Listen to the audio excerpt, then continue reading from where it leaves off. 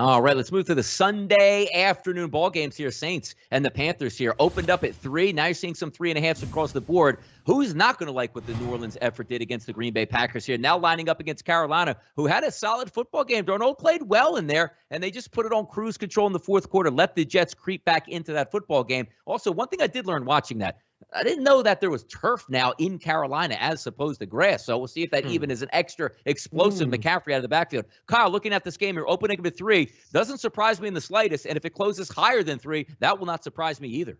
Yeah, it feels like this line's going to move, right? I mean, after people really soak in what the Saints, and it's scary here. You don't want to overreact to what we saw. We saw a lethargic Packers team.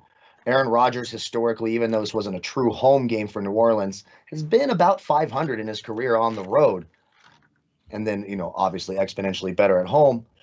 But again, this is Sam Darnold and Carolina. I didn't expect the Saints defense to look as good. After some of the holes in the secondary, we didn't know who that second corner was going to be. And they showed up and they looked really, really good. Obviously, Jameis held down the turnovers, 5 touchdowns, hardly threw for any yards.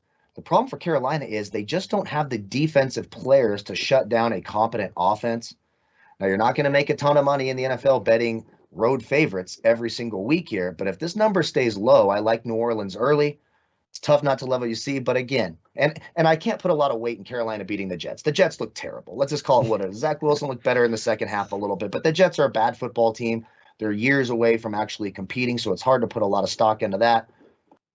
I'm not holding the bag betting Sam Darnold in any situation, especially against a Sean Payton coach team. I expect the Saints to get it done here.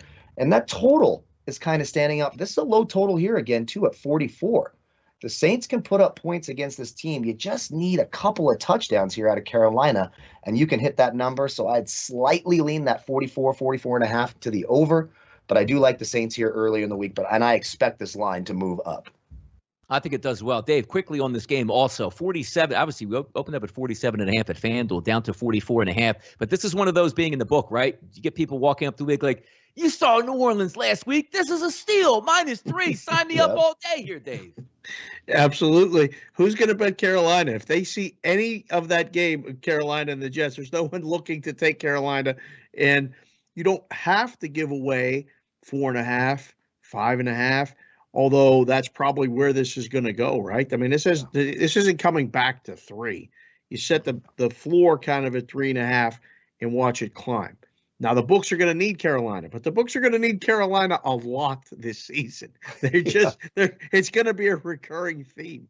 I like the total. The first lean for me, again, is under. But I think what you saw with Jameis is that, like, it's going to be okay. Saints backers, Saints people, Saints futures, you're in good hands.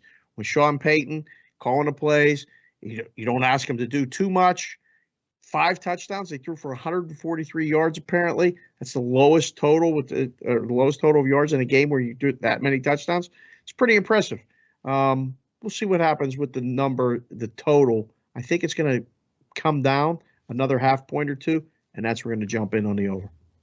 Sam Darnold. We'll see if he can get another job done here for the Carolina Panthers at home. And also keep in mind, essentially, there's supposed to be a home game last week for the Saints. So back-to-back road games, you always know how those like to flow, but also overreactions here. I can't imagine, KW, watching this football game, what's not to like about the Saints. They played some kick-ass defense, controlled the entire game, blew out one of the NFC favorites here. There's only one way to go up, or there's only one way to go down here week 2. The problem is everything about like the nature of gambling goes, oh, I'll take the Panthers. It'll go to 3.5. I'll be the smartest guy in the room. And now you've bet on Sam Darnold and your Sunday's ruined because you've bet on Sam Darnold. That's the reason the total keeps dropping, right? Yeah. Like if you really want to bet the Panthers, maybe you do that plus money first half situation and hope that the Saints are like, we're the greatest team in the history of football. And they don't show up for the first half kind of deal here. I actually think the total dropping 3 points that you mentioned, Donnie, is even more fascinating kind of than that number, because how do you not think that the Saints are going to be able to kind of move the football at will against Carolina here? Like this game's just going to land 23-20 either direction. Fascinating game.